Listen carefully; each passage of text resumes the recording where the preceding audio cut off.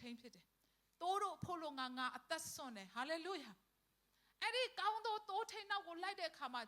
နော်ဖခင်နောက်ကိုလိုက်တဲ့အခါမှာလိုအပ်တာတွေမရှိအောင်အရာခတ်သိမ်းဘုရားရှင်ကထောက်ပံ့ပေးတယ်ကိုရတဲ့ချင်းဆိုတယ်နော်ကျွန်ုပ်ရဲ့ဘက်မှာရှိတဲ့ဘုရားသခင်ကကျွန်ုပ်ရဲ့ဘက်မှာရှိတဲ့ဘုရားသခင်ကတာ၍ကြီးမျက်လုံးမာတယ်တာ၍ကြီးမျက်လုံးမာတယ်အာမင်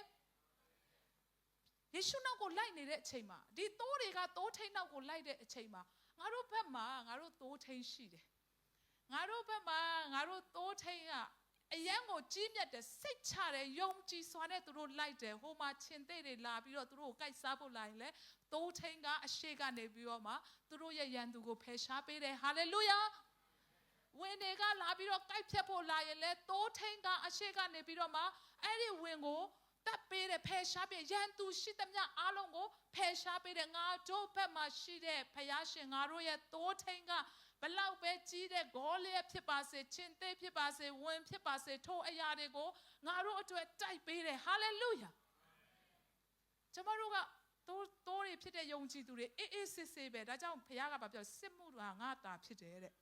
အာမင်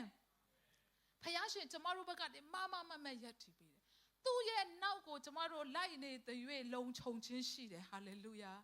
သူရဲ့နောက်ကိုကျမတို့လိုက်နေတဲ့၍စိုးရိမ်စရာမရှိဘူးကြောက်ရွံ့စရာမရှိဘူးအာမင်အရာခတ်တဲ့ဖခင်ကအချိန်မီ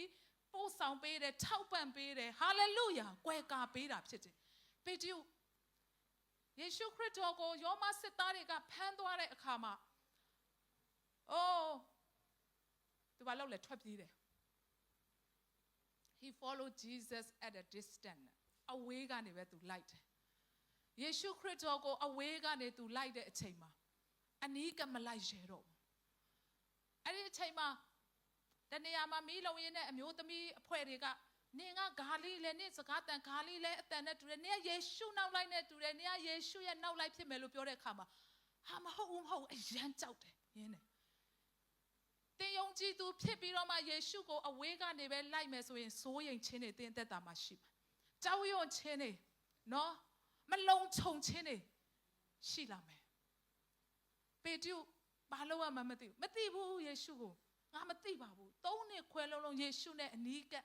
လိုက်တဲ့သူယေရှုကိုယောမစတိုင်လာအဝေးကနေပဲတလားတစ်ခါဘုရားကျောင်းသွားတော်ပါပြီ